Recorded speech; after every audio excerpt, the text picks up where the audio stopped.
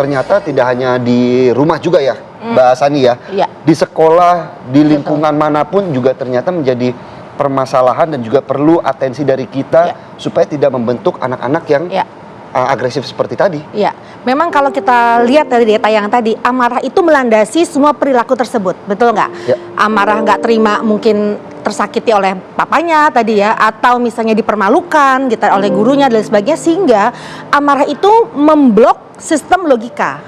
Sehingga ketika amarah muncul menggebu-gebu tanpa penyaluran yang sehat, dia bisa melukai orang. Jadi akumulasi juga. Akumulasi juga gitu, dan bahkan dia tidak bisa membuat keputusan yang lebih baik lagi karena saat itu inginnya membalas, melampiaskan sakit hati dengan cara melukai orang yang menyakiti dia seperti itu. Dan ini bisa terjadi dimanapun. Di rumah tangga pun anak-anak yang terpapar dengan tontonan orang tua yang suka berantem aja membuat anak bisa melakukan penyerangan atau agresif atau pasif agresif. Anaknya diem tapi habis itu malah dia berontak begitu. Justru yang diem itu yang lebih berbahaya, Mbak Sani. Iya, karena ledakan amarahnya bisa semakin kuat gitu. Makanya anak diajarkan bagaimana mengkomunikasikan amarah supaya anak tahu penyalurannya secara sehat. Nah, ini kadang-kadang agak skip nih sama orang tua nih. Ruang diskusi ruang cerita itu yang kosong ya, nggak ada ya dalam keluarga yang bisa memicu anak ini kemudian mendem gitu ya. Betul, simpelnya ketika anak marah dia tidak bisa mengungkapkan, dia bisa tulis surat, bisa WA. Ma, aku nggak suka, ma, aku sedih deh mama gitu misalnya. Viral juga kemarin Mbak Sani bahwa sebelum melakukan aksi bunuh diri yang seorang bocah di NTT ya, itu kan sampai nulis surat. Iya, betul.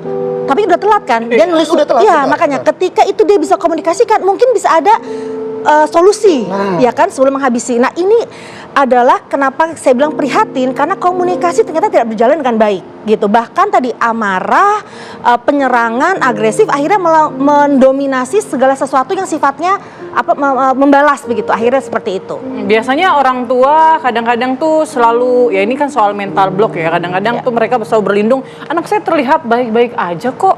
Rajin, nilainya bagus misalnya kayak gitu. Contohnya yang anak SD itu ya, dia ke sekolah rajin, nilainya bagus. Di sekolah ternyata juga nggak kelihatan ya depresi-depresinya ya. Iya, betul. Nah, ternyata depresi. Betul. Nah, itu gimana, Mbak? Ya, memang orang tua harus melihat, mengobservasi secara peka perilaku anak. Memang anak kadang-kadang nggak kelihatan, makanya harus ada penggalian. Nah, masalahnya kalau dari sisi masyarakat yang miskin, mungkin tidak diprioritaskan mental health, tapi lebih ke arah isi perut, betul nggak? Anak bisa ada rumahnya, tempat tinggal seperti itu. Bisa beli mainan. Bisa beli mainan. Kita kira kita udah cukup ya dengan memberikan itu saja, padahal belum. Belum. Nah, di sini saya mengatakan juga orang tua harus kerjasama sama sekolah, karena sekolah juga adalah second home buat anak, di mana anak bertumbuh kepribadian juga dari bagaimana sistem sekolah itu disampaikan begitu, karena ada ruang konsultasi, ada guru yang sehingga anak bisa bercurhat dengan enak kepada gurunya tanpa harus dijudge gitu kan.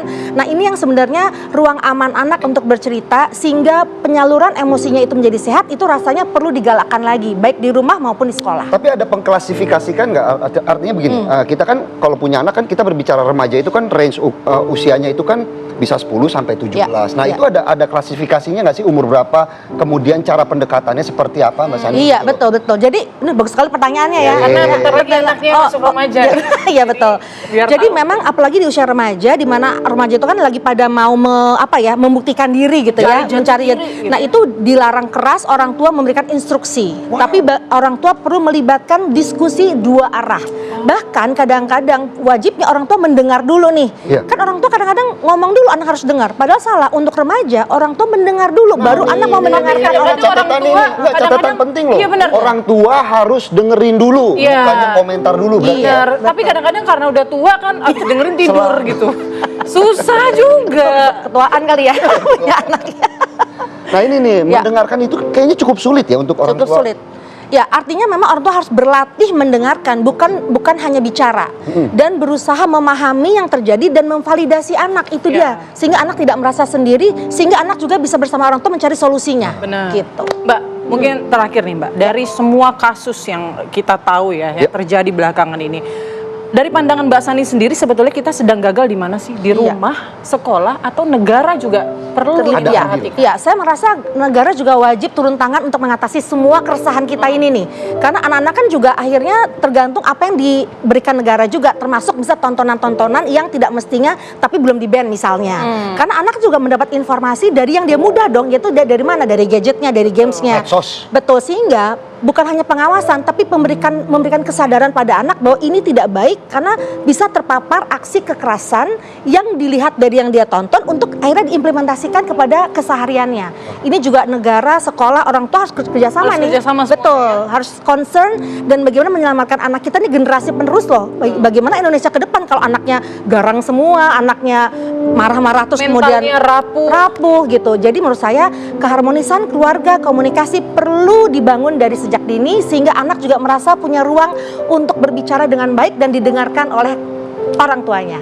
Terima kasih Mbak Sani untuk masukannya. Memang PR kita bersama tidak hanya di orang tua, di lingkungan masyarakat, di sekolah juga penting ya Put ya untuk mendidik anak. Benar sekali ya, semoga setelah kita tadi diskusi ya, kita dapat pencerahan. Mungkin belum ada kata terlambat buat kita membangun ruang bercerita dengan anak-anak kita, menghabiskan waktu lebih banyak ke anak-anak kita, supaya anak kita tak punya rumah. Rumah dalam artian bukan hanya bangunan, tapi tempat ia pulang. Asik. Dalam nggak tuh? Nyaman, yang penting nyaman Put. Kalau punya rumah nyaman. Oke, terima kasih banyak Mbak Sani. Terima kasih Mbak Sani.